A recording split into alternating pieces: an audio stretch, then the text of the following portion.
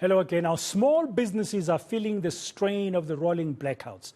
Power cuts have had a knock-on effect on the delivery of basic services, with a huge impact on Rand Water's pumping facilities in Johannesburg, particularly also with communication and others. Some experts say it's about time that municipalities source electricity from independent power producers, which will make economic and financial sense and maybe provide some kind of stability in the supply of electricity. I'm joined now by local government expert Miyelani Holeni just to unpack what could municipalities be doing to alleviate this pressure on both residents and particularly local businesses which are providing much needed jobs. Miyelani, good afternoon. Welcome to today and thank you very much for your time. We know how important electricity supply, reliable electricity supply is for municipalities, not just for residents, but for businesses. But currently it's a huge challenge.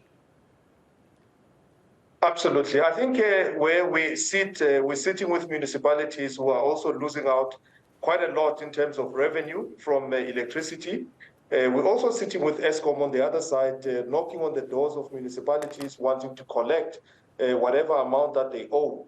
So you are having a system which is imbalanced at the moment. However, one of the things that, we've advocated is with the regime opening up and allowing for municipalities to generate electricity. Those are opportunities which municipalities should be taking themselves. And of course, from where you're opening about the independent power producers, but what would be great is if municipalities also jumped onto the bandwagon and started generating electricity, because not only does it help with security of income, it also helps with security of supply to the end users.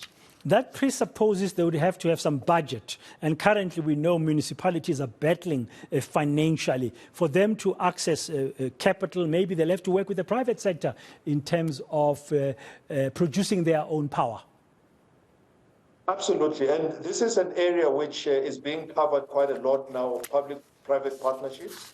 The other aspect is that we also have the development finance institutions such as the DBSA. We also have the likes of IDC locally, but we also have the commercial banks who have a particular interest with funding the energy, especially the green energy projects. We also have your multilateral as well as international institutions that would weigh in and start coming up with the necessary capital. What is important is to ensure that the revenue model that is put in place guarantees that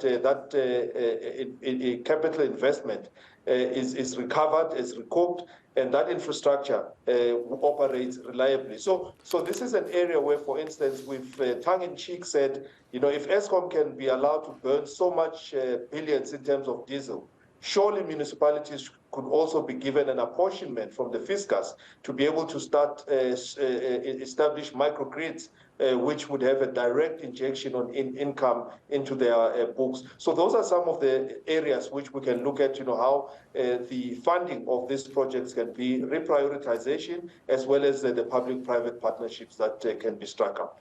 And where do we see now the consumer, the residents, because municipalities will be providing the services to them? Currently, of course, we know there's all this load shedding and outages of all sorts, but what are your thoughts around how can municipalities pass on the benefit to the consumer without increasing the tariffs?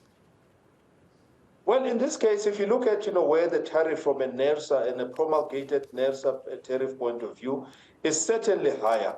We've seen with some of the solar projects that it's possible to reduce that tariff by almost a third to 40%, or even in some cases, depending on the scale and where the generation takes place, it can be reduced by up to half. So it's easier to be able to pay a tariff which is at around 150 as opposed to a tariff which sits at 250. Or 210 cents, depending on the geography of where the municipality is. So in that case, it is possible for municipalities to pass the benefit, and certainly it is possible for municipalities to prioritize the indigents, to be able to put up solar geysers, to put up the PVs on the roof, so that their consumption is at least reduced, because part of where municipalities have to play a role is to look after the indigent within the municipality. And certainly, even with the mainstream consumers, it is possible through whether it's PPA agreements and different ways that municipalities would enter into the fold with the new customers, it is possible to at least pass that particular benefit because you are generating from the sun. Of course, the capex to come up with the infrastructure is where the cost is, but thereafter, PV can last, up to 25 years, inverters can last up to 10 years, and so on. And I'm sure as the technology improves,